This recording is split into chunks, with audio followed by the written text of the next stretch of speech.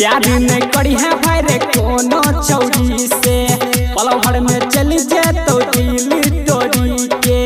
प्यार नहीं करी है भाई रे कोनो चौरी से, पल भर में चल जाए तो दिल तोड़ी के। धोखा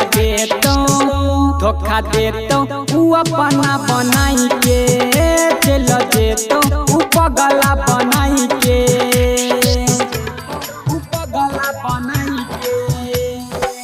प्यार नहीं करी है भाई रे कोनो चौरी से, पल भर में चल जाए तो दिल तोड़ी के।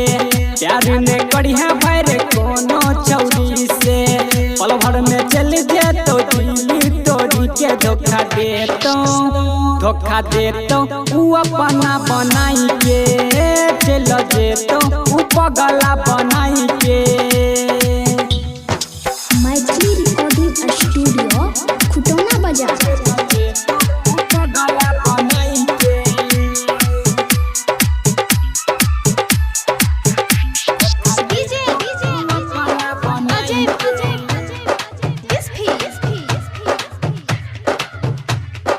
अपने आगे पीछे उ पैसा उड़ेतो, दूसरे से बतिया पहले रिचार्ज कर देतो। अपने आगे पीछे उ पैसा उड़ेतो, दूसरे से बतिया पहले रिचार्ज कर देतो। धोखा देतो दिल लगाई के, मीठी मीठी बात में फंसाई के, मीठी मीठी बात में फंसाई के। प्यार के छौरी चोराई ले तो नींद रे, जिए के पड़तो तब तोरा ओकरे दिन रे। प्यार के छौरी चोराई ले तो नींद रे, जिए के पड़तो तोरा ओकरा बिना। धोखा देतो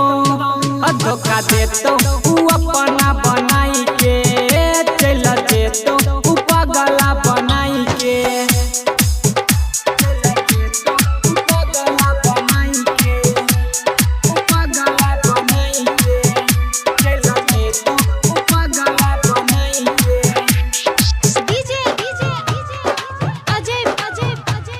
मैथिली रिकॉर्डिंग स्टूडियो खुटौना बाजार।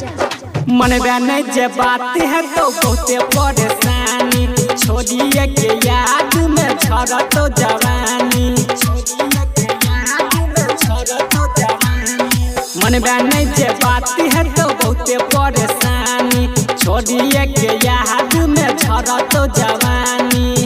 धोखा देतो दिल लगाई के, मीठी मीठी बात से फंसाई के, मीठी मीठी बात से फंसाई के।